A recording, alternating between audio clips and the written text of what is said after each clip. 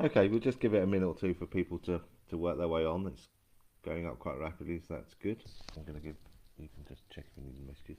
Um, so yeah, I'll give you an outline of why I'm doing this. So a lot of you guys are on lockdown again. A lot of you people that are doing part one and two, which is what this is sort of targeted at, are possibly still working in your normal working jobs, and hopefully that's the case.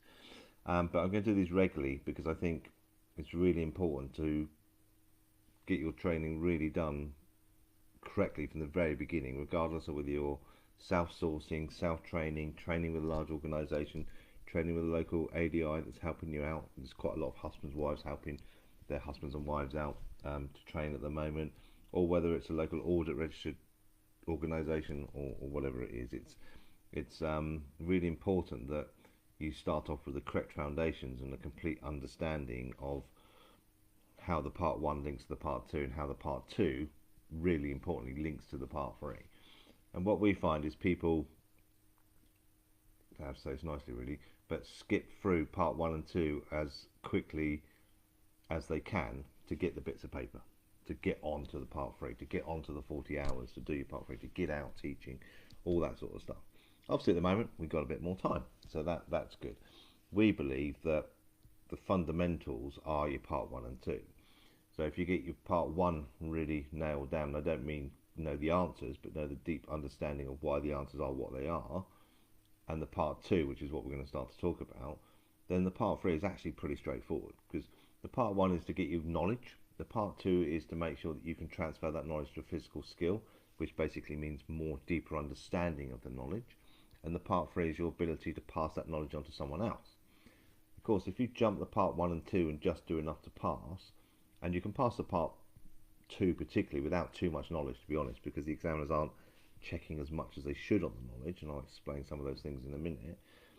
Then when it comes to part three, you can be taught how to teach for sure by your trainer, but if you don't know what to teach because it hasn't been covered enough on part two, then you're going to fall over and it's going to struggle. And when you go out on a pink, it's going to be a nightmare because people aren't going to be doing things in the correct order. And I'll talk about some of those things in a minute. And it's just going to make your life harder, which isn't great, is it? So fundamentally, it's really important that you know this book here, DES. We tend to call it DES, Driving Essential Skills. It's important that you know it inside out, backwards and forwards, and what it sort of means. And I'm going to go through some examples. So this is going to become a reasonably regular thing. I'm not going to give you a certain dates and times like we do for the other ones. They're going to be when I think of something or when I've got a bit of time I can jump on. If you miss it, they will come. They will stay on this Facebook page forever, so that's not a problem. Unless they're rubbish, and then I'll take them off. So happy for people to ask questions in the comments. So use the comments box to ask any questions as we go along. We probably will have one, the next one or the one after that's just more general. But this one's a bit more targeted because there's certain things I do want to get across to you guys, particularly at the early stages. And if you're already on your part three or out there teaching, then these will still be useful to you for sure because it will get you to revisit DESI Essential Skills. So what we're going to talk about is DESI Essential Skills and why it's so important that you read the whole thing and you read particularly the bits you're going to go out and teach at this stage, what you're going to go out and practice. Because if you're practicing things in the right order, in the right way, you'll still pass if you don't, but you won't set yourself up correctly for teaching later on because it's not deep in your head, it's not subconscious. And the problem with driving is it is subconscious. So if I was to ask you now to write down how you pull away, to write down a list of things you do to pull away, the chances are you'd actually quite struggle with that. And if you did do it, you possibly wouldn't do enough detail, or you wouldn't know what details you do. So do you set the gas before you put it into gear? Do you put it into gear then set the gas? Do you get biting point before you set the gas? Do you set the gas then get biting point? Do you look over your left shoulder first, your right shoulder first, the middle mirror first? When does the handbrake go down, parking brake, etc., etc.? It's thinking about all those sort of things. You don't need to do that because it's in here. It tells you in here the order that you should be doing those things in. So it's good to know what you are doing, but you won't know because it's a subconscious thing. And as soon as you try to make it a conscious thing by thinking about it, it's a nightmare. I can remember on my first part two session going through going down the gears. They still always go down the gears, which is a classic. And my trainer said to me, right, we don't go down the gears anymore. Gave me all the reasons. And this was 30 odd years ago. So some of you guys that learned to drive less than 30 years ago shouldn't be going down the gears anyway, but the chances are you will be, because the instructors are quite slow on getting sort of to the new techniques. So to cut a long story short, I had to go out and practice not going down the gears. So slowing down, slowing down, slowing down, slowing down, going to go, change, go. That was great. Went out and practiced that, fantastic. The 50 people on the bus that I pulled out in front of were quite surprised, because I basically didn't see them. I was so busy concentrating on not going down the flipping gears that I managed that brilliant. Didn't look, or did look, but I didn't compute what I saw because my brain was right on this gear thing. So that's an interesting fact, that when you're driving your subconscious, you can do a lot more things. When you're driving your conscious, you can do a lot less things. But you have to put it into your conscious to be able to then go back into your subconscious in the correct order to be able to teach it, if that makes sense. Okay, so let's look at a few things. Someone came up on the forum, or I call it a forum because I'm an old fart, but the Facebook page over the last couple of days, and Laura put up a picture of two corgis skidding down the beach with the caption ABS and no ABS. Bit of fun, bit of a fun way of showing people how the ABS works. People have come on and said, you know, ABS, you know, this, and I know a lot were joking, but some were serious as well, that one corgi should have stopped quicker because they were using ABS and that sort of stuff. And then people were saying, well, you know, you do stop quicker with ABS. You can go on YouTube and see that you stop quicker with ABS and all that sort of stuff. The problem with that is it's not what it says in DES. You know, DES says that ABS, I can't remember the exact wording, but should not or may not make you slow down quicker, but will allow you to steer. So if you were to go on to tell people, if you've got ABS, you'll stop quicker, then that can be brought up against you on a part 2 or a standards check, because it's against what DES is saying. If you can justify it, in other words, prove that is the case, then that's absolutely fine. But what you need to also think about is, what are you subliminally telling the people?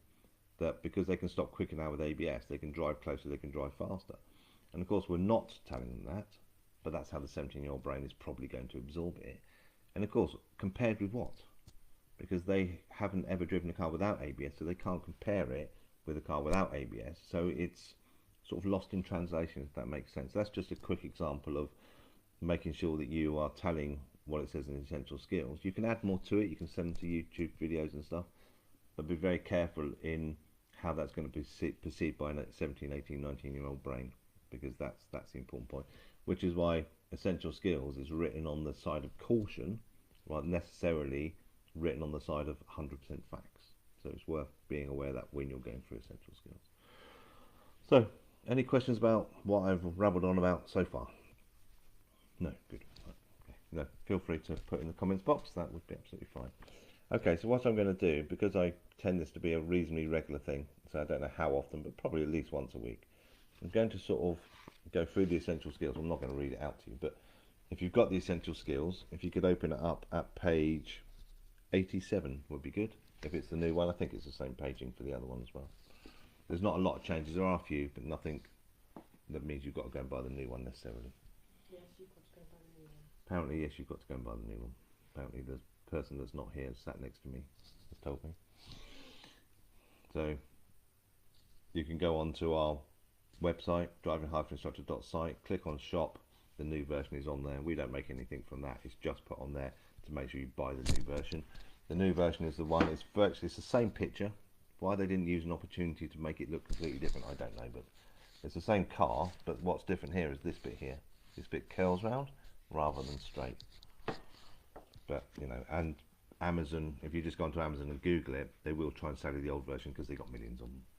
So be aware of that. Okay, no questions, so I'll rabble on, as always. So if you've got page 87, I have to take my glasses on and off like an old man here to be able to read. But I'm not going to read it. So look at the starting the engine and look at the detail. Sorry, this is a bit weird. Look at the detail it goes into and the order it goes into. So preliminary checks, check the parking brake is on, try to pull it up slightly. So they want you to teach that. So practice that. Practice, you know, doing that. You may not do that because you park the car, you put the handbrake on, you know it's on. but it's about going through the system. I'm not going to worry about starting the engine too much. Okay, so let's look at moving off on page 89. So you can have a look through this later. You don't need to necessarily read it right now. The point I'm trying to make here is the order of things, and it's really important to follow what the book says. So notice the order. First of all, it's got a list of orders, but before that, sort of hidden, is move the gear lever into first gear. If it won't engage, move the gear lever to neutral, then let out the clutch, blah, blah, blah. So with your left foot, press the clutch pedal fully down and hold it there. Important bits there, hold it there, because when you're teaching, it's really important you say something like keep your feet still, because if you don't, they move their feet and then you stall because your engine's running. So it really is reading it quite deeply, if that makes sense, not just reading it. And I'm not, hopefully not patronising when I say that. It's about reading exactly what it says and what are the important points, and hold it there is a really important point when it comes to teaching. This is the point I want to make with these videos, is you can really help yourself with part 3 if you're thinking that when you're practicing it, when you go out later for your central drive, that you're thinking, oh yeah, I am holding it still. Actually, I haven't really thought about that before, but I'm holding it still. Now I'm going to first. I'm pushing it across and up. Yeah, I've never really thought about that. So you're breaking it right down, if that makes sense, and that's what I want to encourage you to do, is to break it right down to its elements, because then it's so easy to teach, because it's in your subconscious. Don't even really think about it. Move the gear lever into first gear. It doesn't tell you how to do that, but again, think about what you're actually doing.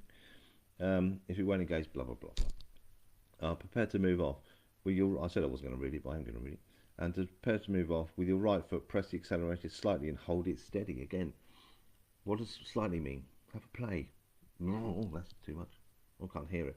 Basically, so you can just hear it. The rev counter's moving. We don't tend to get people to look at the rev counter, but there's all those, you know, the sound. You can hear like a hum, like a purring cat rather than a roaring lion. But again, the important thing is hold it steady. So think about how you do that. Actually, I am holding it steady. Go and try it later. It's actually really hard to hold it steady. And don't worry about it if people don't hold it steady or you don't hold it steady. It's not really crucial. But it's harder than it looks. Slow and smoothly let the clutch pedal up until you hear the engine noise change slightly.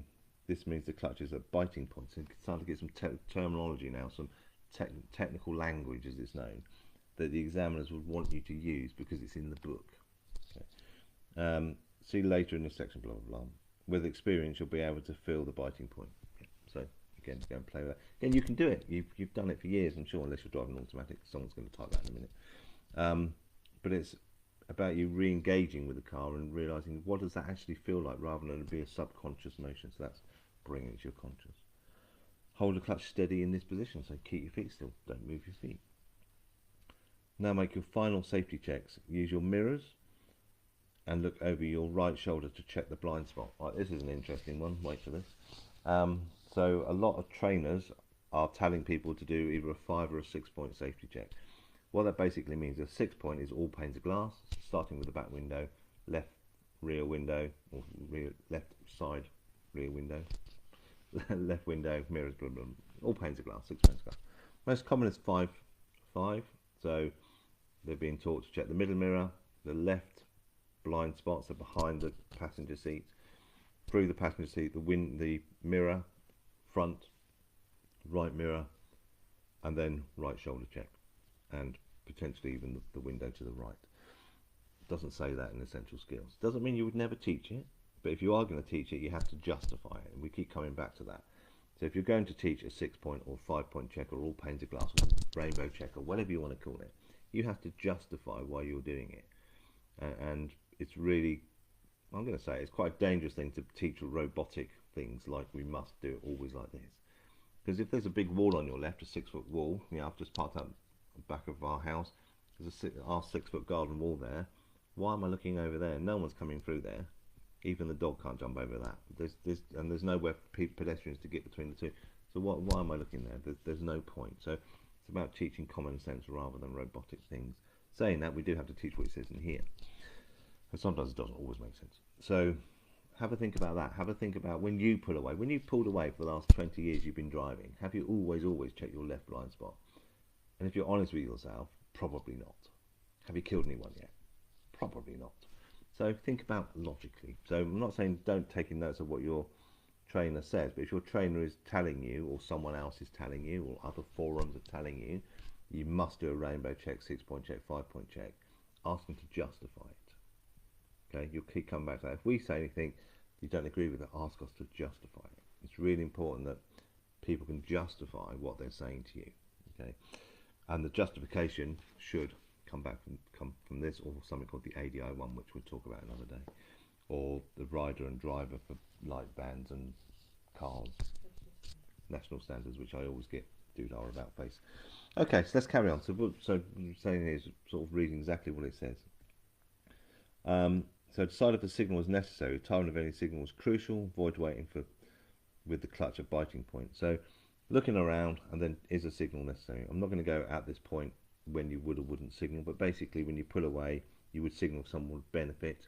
You wouldn't signal if someone wouldn't benefit. In other words, there's no one there, because you don't want to be robotic, just always signal. Because if we teach people to always signal, they're not going to look properly to make an informed decision. They're just going to always signal, and therefore they don't look properly, and they don't see what they're looking for, because they're not really looking for it, if that makes sense. So it's quite a lot of psychological stuff in this. So again, yourself, go and do this. Go and not always signal when you pull up or pull out. Make sure it's needed. Is it needed?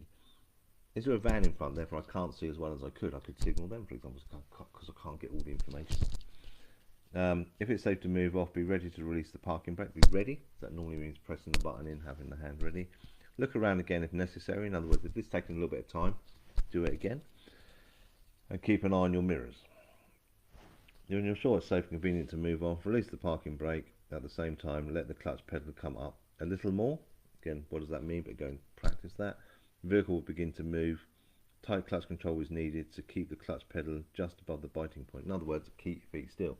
As you're moving off, as you're moving away from the side of the road, particularly behind a parked vehicle or something like that, you're not moving your feet at the same point where you're steering. So you're steering out into the road, straightening up, and then bringing the clutch up and carrying on. That's why it's so important, without saying the same thing over and over, but is that we read every detail of that and sort of understand exactly what that means, because that's what you're going to teach. So if you're going to go and practice this for your part 2, you're just going to go and teach what you've practiced. Simple. And the process of actually teaching someone isn't as complicated as some people would like you to believe. It's what you're going to teach is, I think, more complicated than how you're going to teach it. There's a few ways of teaching things, demonstration being one of them. So if you're able to do this really nicely and correctly in the right order, etc., and all the timings are correct, then you could demonstrate it, for example, or you can talk it through, because part of your practice should be for a part 2 is doing these things and talking them all the way through as you go through, because that way you are actually getting it correct all the way through. So I'm being distracted.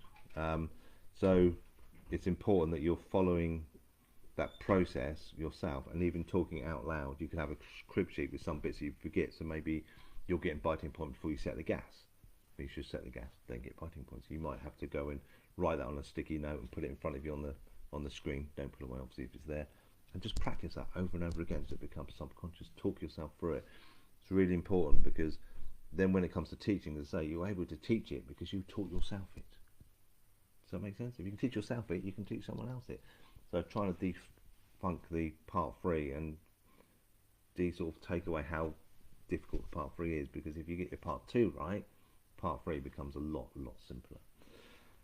So and then there's a bit more on biting point. Practice makes perfect. Don't signal and move off out regardless. So in other words, begging signals. We signal when someone's coming, hoping they're going to let you out, or just signal and move out. Where you'll see this quite a lot is on dual carriageways and motorways. I'm sure if you've been on those, or you're going to go on those at some point, have a look out for the people that signal move at the same time. What's the point? You're already moving, you might as well just move. The signal is to tell people what you intend to do in the future, not what you're doing now. Otherwise you're doing it now. That's why, for example, when we're going major to minor, so main road to a side road, we should signal before we brake, because the signal, part of the signal is to tell people where we're going, but the main part is telling them we're going to slow down to do that. So it's mirror, signal, position, speed, for example. But I'm not going to go through all the different things.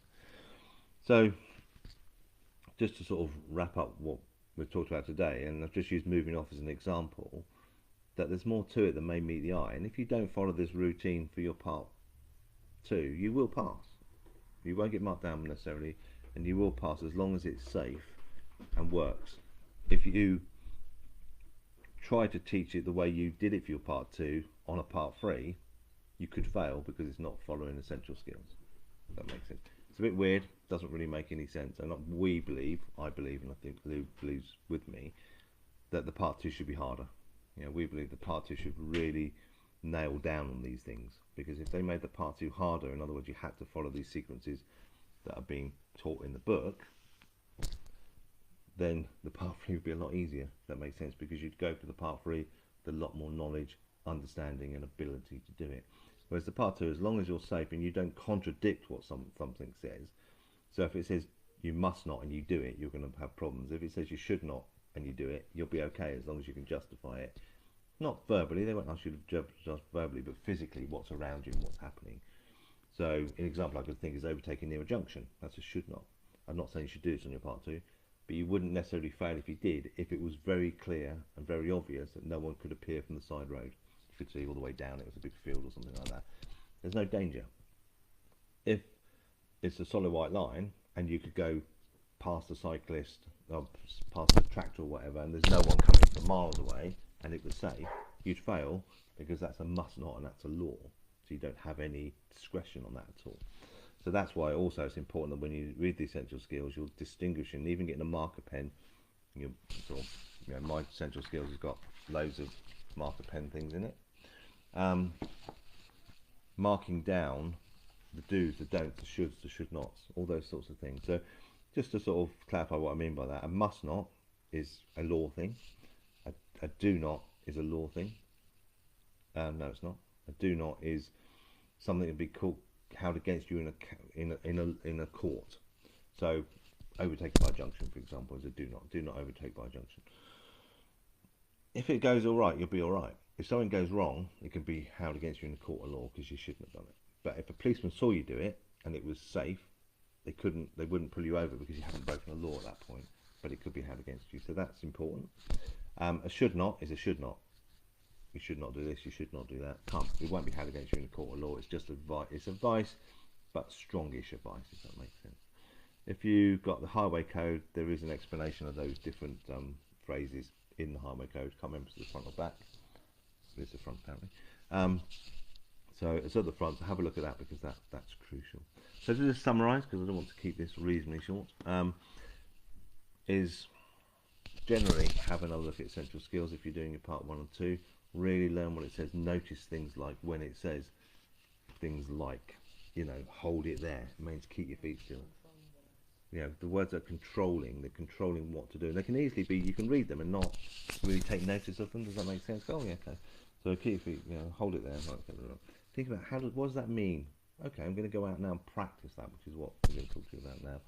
So read through it again. You can do the whole thing, but I'm going to come back and do different subjects because I think it's important to try and encourage you to do it. Because I know one or two of you will probably sit down and read the whole thing again today, but I wouldn't do that anyway. I would read a section at a time, make your notes, go out and practice. This is the next bit.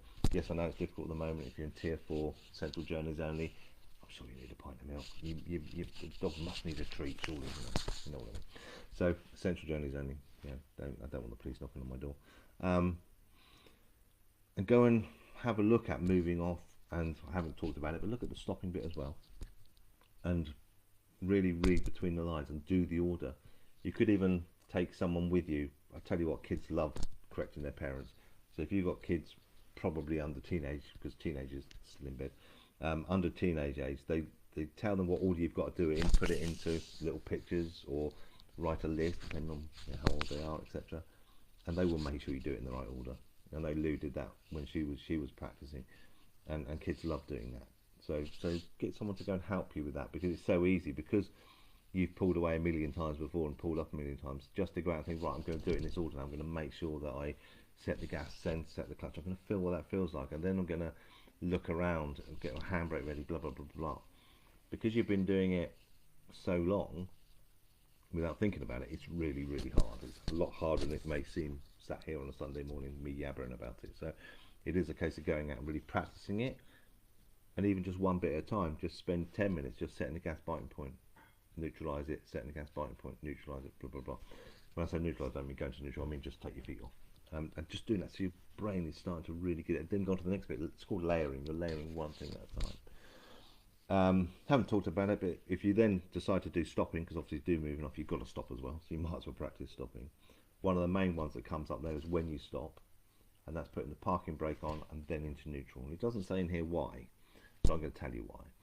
Really hard to practice. It's not hard to practice, hard to get right in practice, hard to get sort of doing it every time. It's really frustrating, surprisingly frustrating for such a little thing. And that shows you also that how the brain works. And when you go and teach someone, just because you tell them to do it doesn't mean they're going to do it, because yes, they don't have, let's say they don't have any previous knowledge, they have a previous practice, some will, but let's say most don't, they do have habits because they've sat next to their parents for 17 years and they've subconsciously seen their parents go neutral handbrake. They've got it there. They drive too close because their parents drive too close. They've got it all there. So even if they seem like a blank sheet of paper, they never are. So just because you tell them 3 times to go handbrake, then neutral, the 4th time you don't tell them, they go neutral handbrake. It's just the way it is, and it's going to happen to you. So it's important that you build up some empathy in the learning process and think, see, I really struggle with that. I can see why learners struggle with that. So empathy as a driving instructor is really important. So going away and practicing, so practicing that process, going through it all until you can do it subconsciously without thinking, is the way forward. So that will be your homework. You can do it with other things, fly ahead of me, that's absolutely fine, and pick other things, but be sure to read it all through, pick out those control bits, and maybe pick out the bits your trainer is saying you should do and aren't in there, and question them. Trainers love being questioned. Well, good trainers do. So don't be afraid to question them. Say, Hardway Coach says this, the Central Skill says this, why are you saying this? And if they can justify and you buy into that justification, that's fine. But remember, you would then have to justify it to an examiner on a Part 3 or standards check, which may or may not go as well. So I'm not saying everything in here is correct or everything in here is gospel, but it is what the examiners are going to test you against. Okay, so I've had enough of myself now, so hopefully that was reasonably useful. I mean, the main takeaway is really read the essential skills again and really dig deep into it, and then go and practice those things, mainly for your Part 3, not your Part 2. So, any questions, any thoughts, please? Anyone still here? Commentary driving on Part 2, would you recommend it? Does it come up on here, is it? Yeah. I'm not seeing any of that. Just answer. No, but I want to be able to see. No, I can't. Yes, I would. Yes, I would. No, I wouldn't. So you never heard that. So say what you would and wouldn't do. Oh, my God, sorry. So someone's asked a question which I can't see for some reason. Would you do commentary drive on Part 2? Let's take that back a bit. I would definitely do commentary drive on practice, because it is a really good way of getting your head into these sequences. Mirror, mirror, signal. I'm not going to go. I'm going to cancel my signal because that car's coming up quite fast now. I'm going to signal, check my mirror again. No one's catching me up. I'm going to overtake, for example, on a motorway or carriage. Absolutely, really crucial for getting into your subconscious brain. It's really, really useful, and if you're saying it out loud, you're more likely to notice what you haven't said or therefore haven't done, rather than trying to think it inside your head. So absolutely crucial for practice. Not if you're a taxi driver. Okay, Steve? Okay, so don't do this when you're taxiing. But do it whenever you can. Tell whoever you're giving rides to, not that you can at the moment unless they live in your house, depending on where you are. Tell them what you're doing, and so especially kids will say, well, you didn't say that, Mummy. You didn't say that, Daddy. Why didn't you do that? Oh, I forgot. Okay. They love it. Get back to the question. Yes, I would. The danger of it is what you don't say. So if you don't say, oh, I've seen the cyclist, so I'm going to hang back, or I've seen that cyclist coming down the road, that's why I'm easing off, or I've seen the cyclist but I don't think it's a danger, so I'm not going to ease off. You haven't said it, so the examiner may wonder if you've seen it, if that makes sense. So you can make your own problem. So the answer is yes, you can, but make sure it's good. Make sure it's either very detailed and you don't miss anything, or it's what I would call a partial talk through, which may be just if you've got an issue with block gear changing up to roundabouts, for example. You're just saying to yourself, well, I'm not going to change, don't need to change yet. Right, I'm going to go after the red car, so I'm going to go into second, I'm going to continue. So you might just want to do a partial commentary on something that you're want to work on, or you want to not make a mistake on, that's absolutely fine. Always going to be a full commentary and making sure you're not missing anything. The problem with the full commentary and not missing anything, it really is a skill. It's a skill to get the timing right. It's a skill to say the right things at the right times, the timing, but and distinguishing what you're going to say and what you're not going to say, because your brain's doing a million things at once. So which bits you're going to talk about, which bits aren't you going to talk about? So you can, but you would probably need some training in that to get that right. I think otherwise you can drop yourself in it verbally, like I've said, or you can drop yourself in it physically because you're too busy verbalizing. Okay, but saying that, it is a crucial skill to have, because what are you doing when you're doing a full talk through to a pupil? You're doing a commentary drive, aren't you? So we're going to go left at the end of the row. So check your middle mirror. That's great, well done. Check your right mirror, fantastic. Pop your right signal on, and I'll just start steering very slightly to left. That's enough, so now we're in a nice position. Blah, blah, blah, blah. You know, going through it all. That's another live chat. It's important also when you do, if you do a commentary drive to yourself, that you have this one rule, and that is that you don't do anything until you've told yourself you're going to do it. So check the middle mirror. Don't check the middle mirror, then say check the middle mirror. Don't check the middle mirror as you say check the middle mirror. Say check the middle mirror, then check the middle mirror. Because when you teach, you don't tell them the second thing until you've seen the first thing carried out. So that timing of it and being able to talk it monotone and without rushing is a real skill. So it's absolutely a great thing to do, but quite a difficult skill, but it will really, really help you with part 3. Yeah, if you need to do it 5 seconds before you would Yeah. do it, because they've got to hear it. Yeah. And when you're doing it with real pupils, you need to do it quite early, sort of 5 seconds at least beforehand, because they need to not hear you, then you repeat it, or they hear you, then they don't know what foot is what. As you say, cover the brake. They're trying to remember what foot to cover the brake with. You've got to then jump in and do it again. And what this also teaches you, and this is relevant to part 2, you've got to drive like an experienced driver on part 2 and not a learner, but it teaches you the timing is important. It teaches that actually you need to slow everything down a bit. Let's be slowing down, approaching up to the junction. So we've got time to check on mirrors, we've got time to brake, we've got time to go into first gear, carry on creeping and carry on. Let's slow down and approach the roundabout because it's busy anyway. There's no gaps. Let's slow it down. Let's change into second. Let's see the gap coming. Let's filter into the gap. So what it teaches you is that to get all this out to a pupil, you have to slow them down. And for you to be able to process it and do it well and learning the timing, you have to slow everything down as well. And it doesn't mean you're going to get there slower. You'll get there quicker, in fact, because you'll go into the space that the other car that overtook you in the 30 doing 40 has stopped. You come into lane 2 on the roundabout. You judge the roundabout nicely. You slide into the space and you're off, and they're still sat there because you have momentum, you have planning, and all that type of stuff. And that's great fun. That's another talk, I think, about continual movement and practicing. So, Lou's wandered off, so I can't see messages. So I'll just see if I can grab my phone to see if there's any more questions.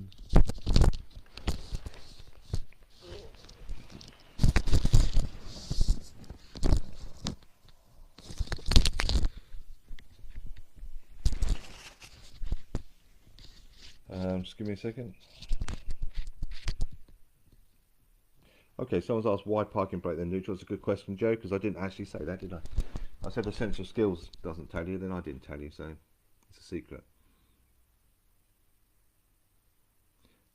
Just check there's anything else.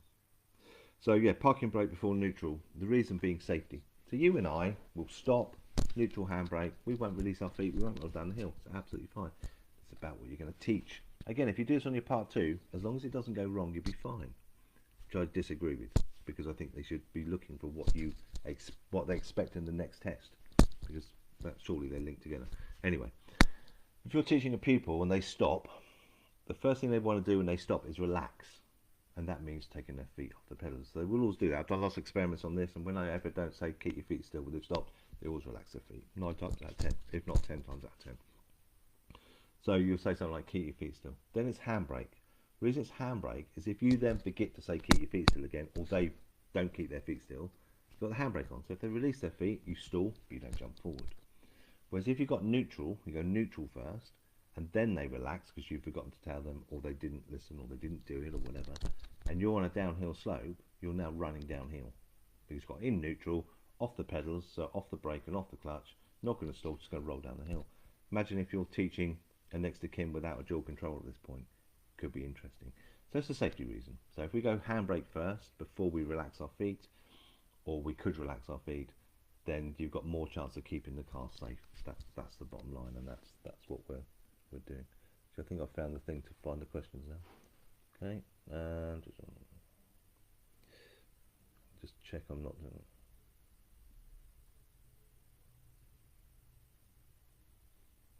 Do you know what's his question, Stephen? Yes, that's what I am saying. Basically, understanding and ability is applicable to the Part 3, absolutely, without doubt. Sparing people learn to staring at a blank shirt 10 minutes and can't find the hidden numbers. No, can't you? Oh, keep going now. Spare me a second. Could you discuss this a bit more at some point and how you can teach observations more? Yeah, we can absolutely do this. Great, discussing checks observations. Yeah, we can do that.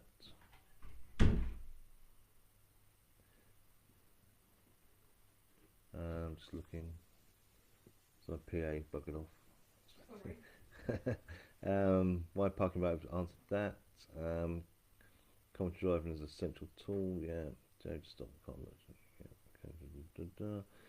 One of the hardest parts I found starting the Part 3 is getting all the instructions out and top pupils needing full talk. Yeah, as you said, to sort of the timing. I always tell my pupils Harry before Gary.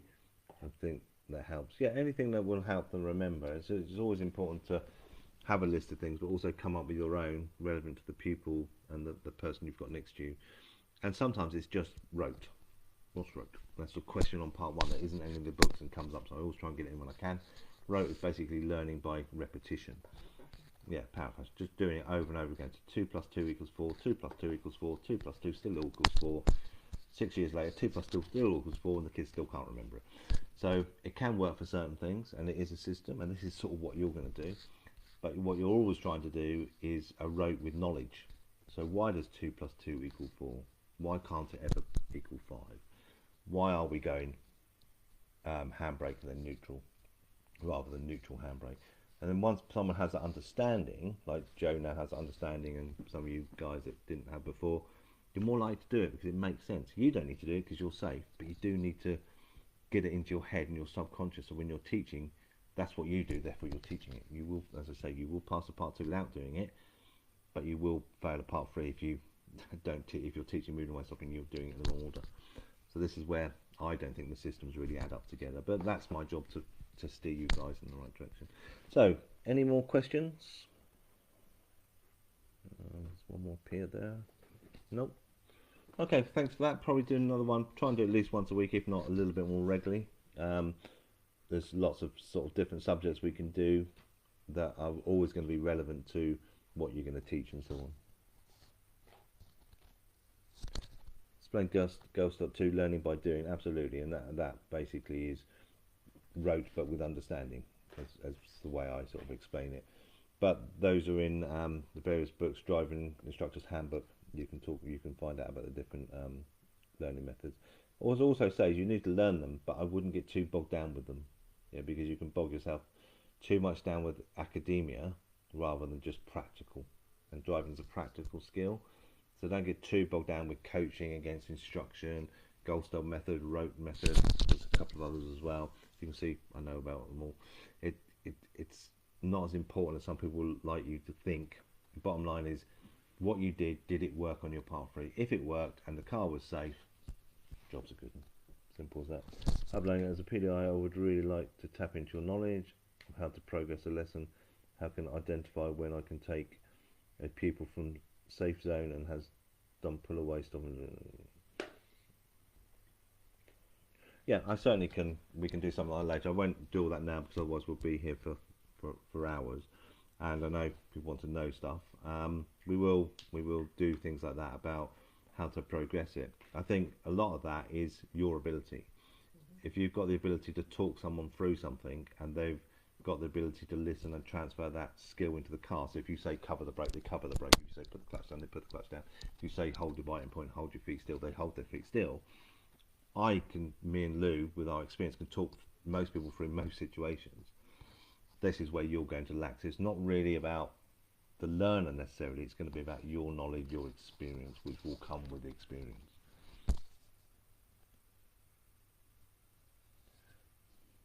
That's fine, Joe. No problem at all. And this is what and it's a good question because I forgot to say it.